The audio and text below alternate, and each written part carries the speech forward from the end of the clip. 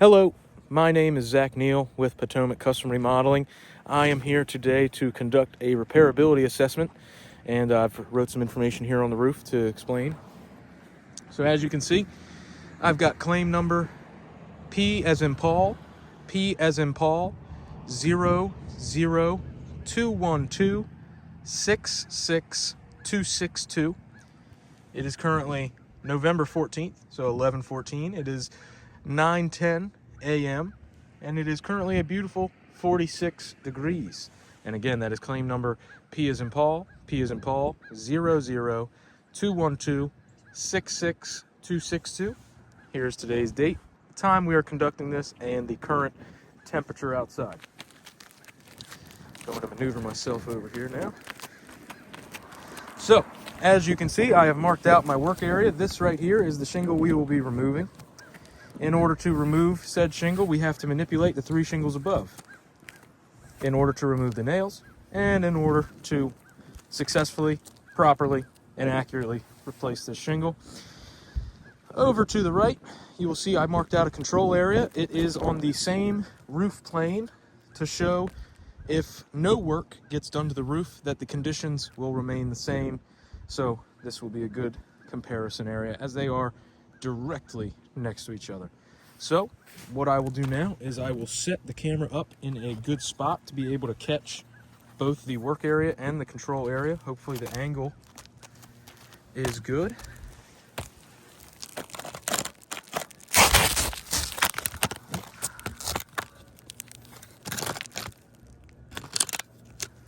Maybe I'll set you on the rib.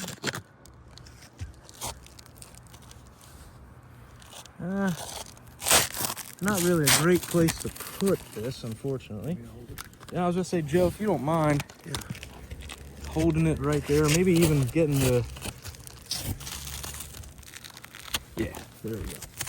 Can you see? Is it a good angle? Yeah. Okay. Let me maneuver myself here.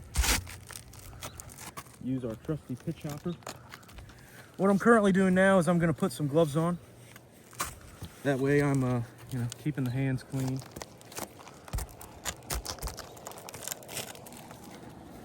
I'll start by putting the gloves on. Basically just doing this video to walk you step by step of replacing one of these shingles on the roofing system.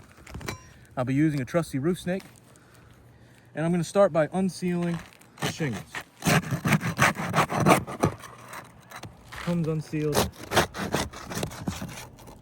relatively easy. Trying to be as careful as possible when removing.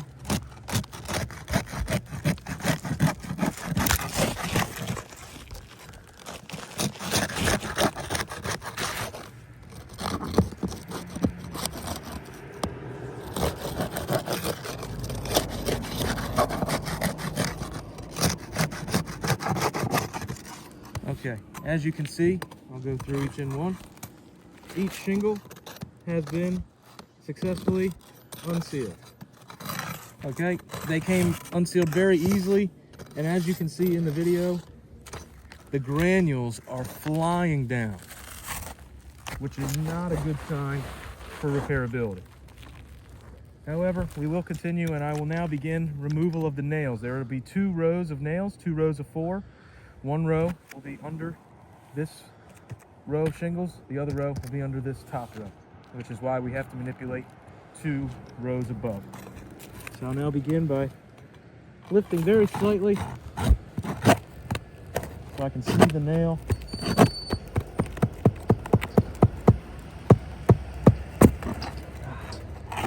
Yeah, we've already got some issues.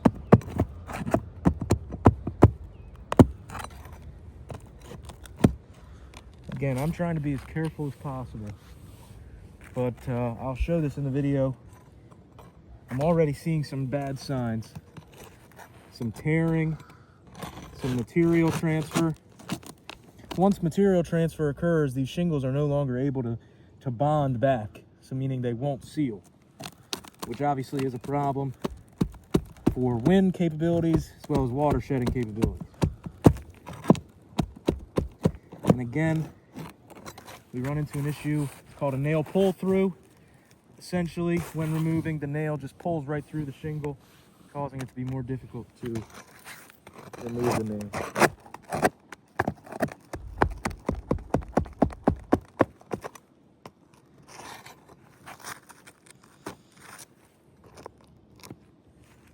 Okay, and we should have one more nail to remove.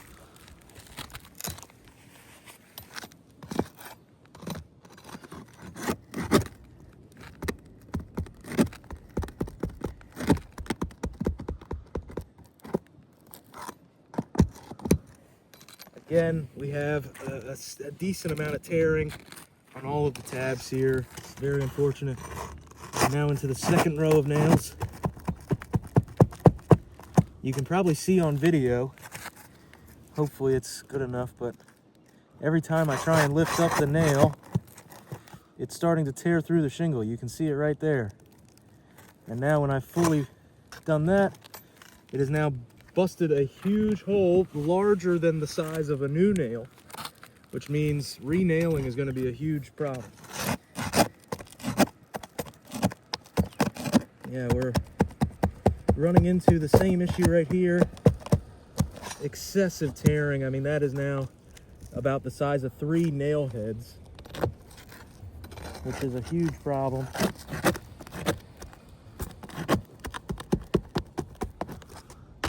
Same thing here. Should be one more nail. And again, tears right through the edge.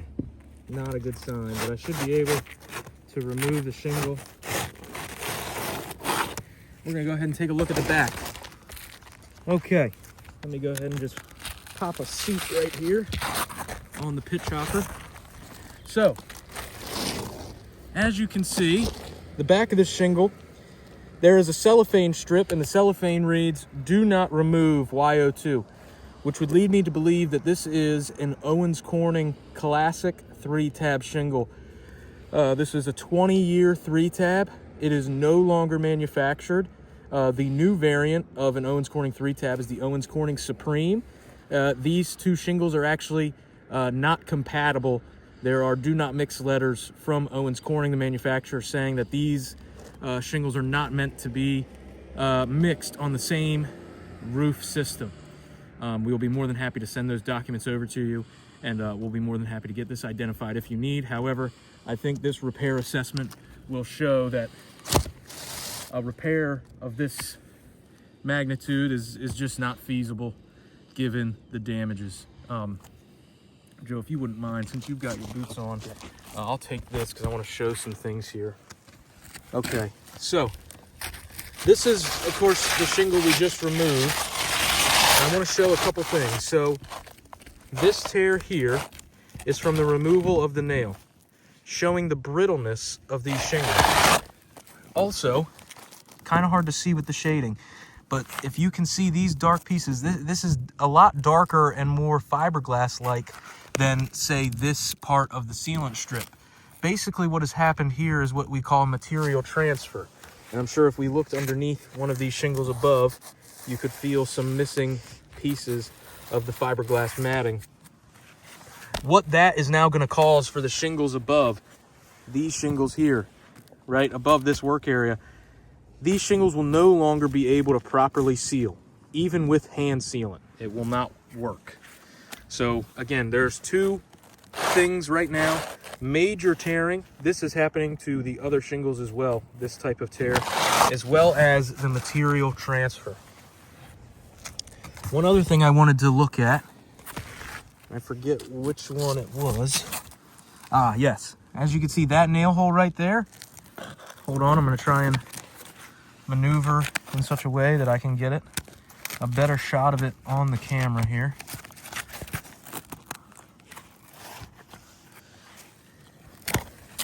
So as you can see, that is now a huge hole in the shingle from where the nail head came through.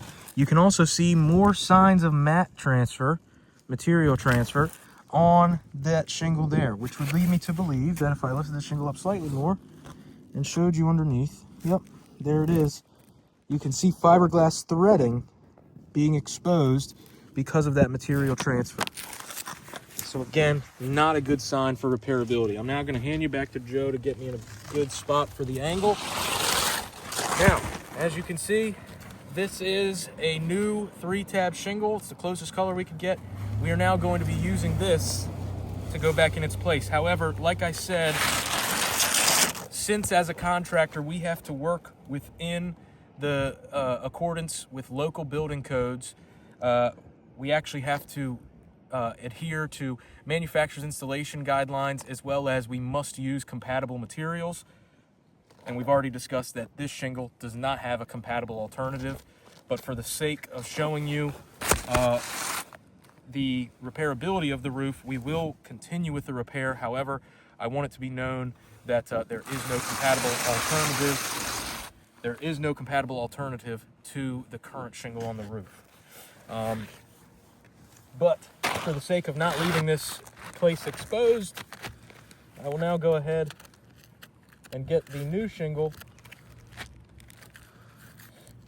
in place.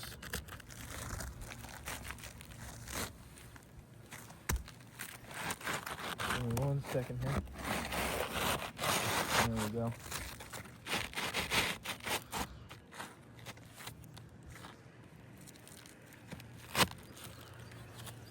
Try and get it lined up as best as I can. Okay, that's about as good as I'm going to get it. So now, what I will do is I've got some new roof nails here. I will now begin the re-nailing process. Like I said, we're going to go back exactly how the shingle was. 2 rows of 4, meaning 8 nails in total. I'll be using the roof snake and a hammer to do so. These are 1 1/4" roofing nails. So I will begin by making sure I can get the nail as close as to where it was previously. Like I said, some of these nail holes are completely torn, meaning I can't refasten this in the same spot. So we'll have to make do.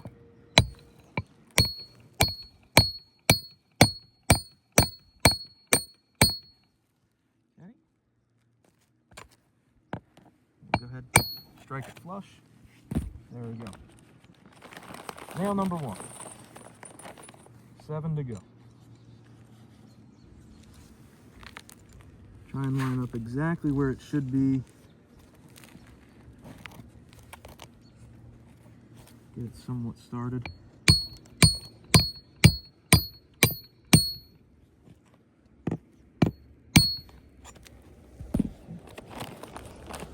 Two more for this first row.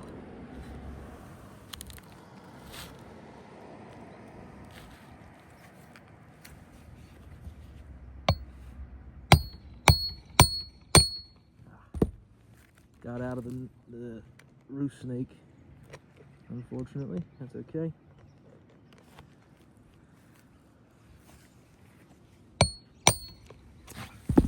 Just going to change up the angle a bit.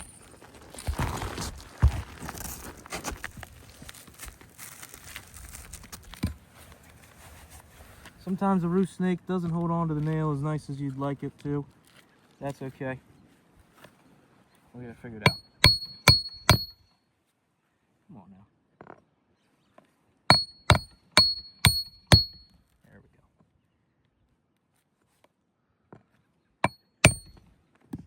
One more nail for this row.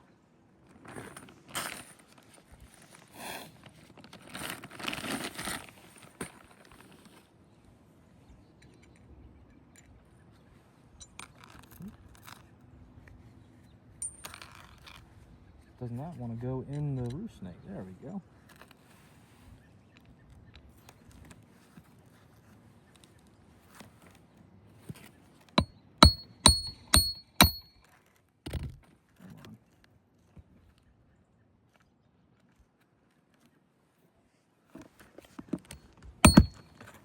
What is going on here?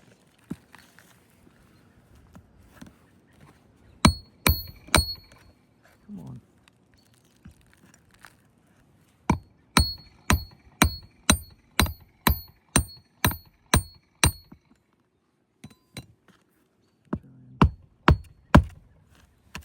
Had the hand do that one. The roof snake was not wanting to hold on. In fact, I'm gonna try and do the rest of these with just my hand because the roof snake is not cooperating. Like I said, I will try and do the best I can to not overdo it.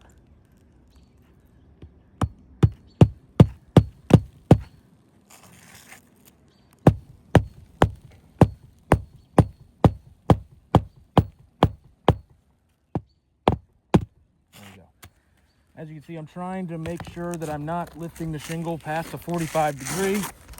As you can see, usually with a fist, it stays right at 45 degrees. So I'm gonna try my best, since the roof snake is not cooperating with me today, try my best to be as careful as possible. So again, this is the area where the nail hole caused severe damage. I'm gonna have to place it just to the right of it. Again, not exactly where I'd want it to be, but so be it.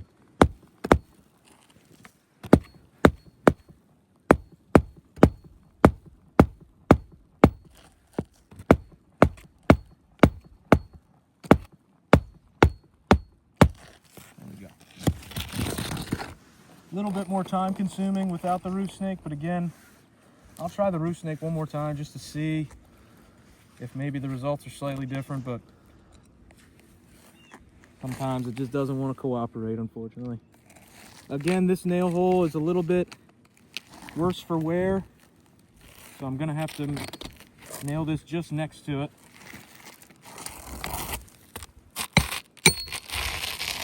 Yeah, as you can see, the roof snake is not wanting to cooperate today, so we will just have to do this by hand.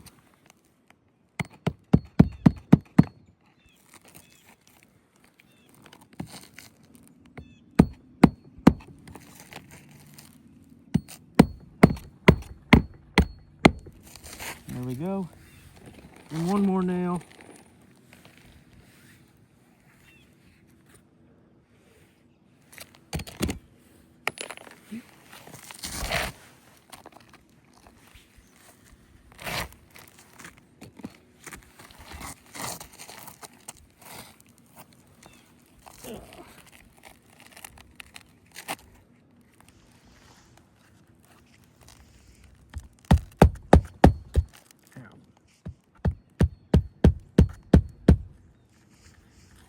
Got my thumb accidentally, so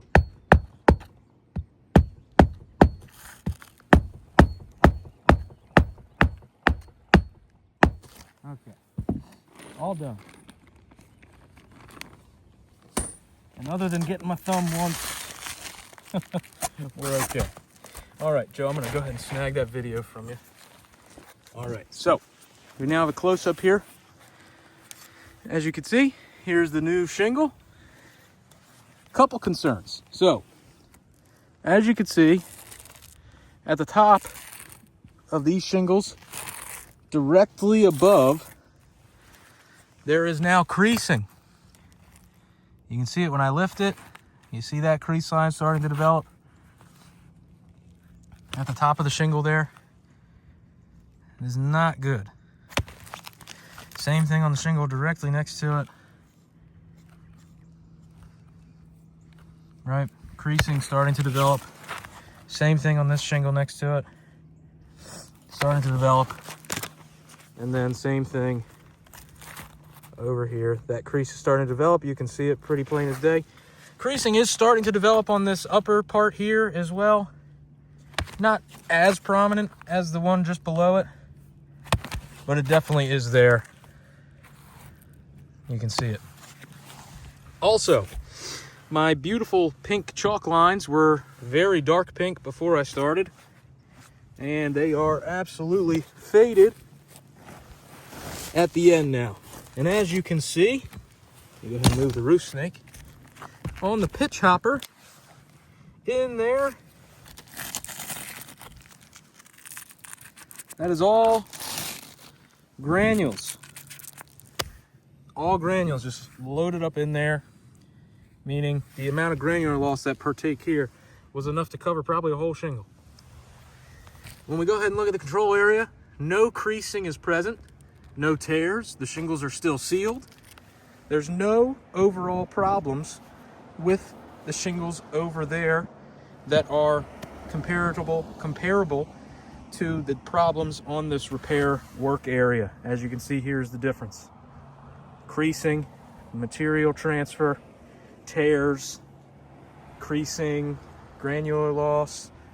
Over there, those shingles still no creasing, no tearing, nothing has happened due to this repair, showing that these conditions right here are directly because of the wind damaged shingle that needed to be replaced.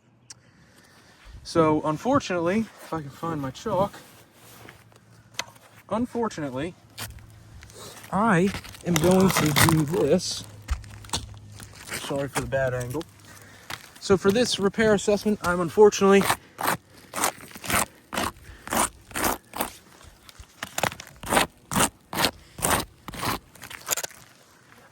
going to have to fail this repair assessment. And again, this is for claim number P as in Paul 00212666262. I unfortunately have to fail this repair assessment because of the excessive material transfer, the tearing of the shingles currently on the roof, the creasing that has happened, as well as the extreme granular loss. Like I said, I'm going to have to fail this repair assessment, unfortunately. Again, my name is Zach Neal with Potomac Custom Remodeling. I hope you have a wonderful rest of your day. Bye-bye.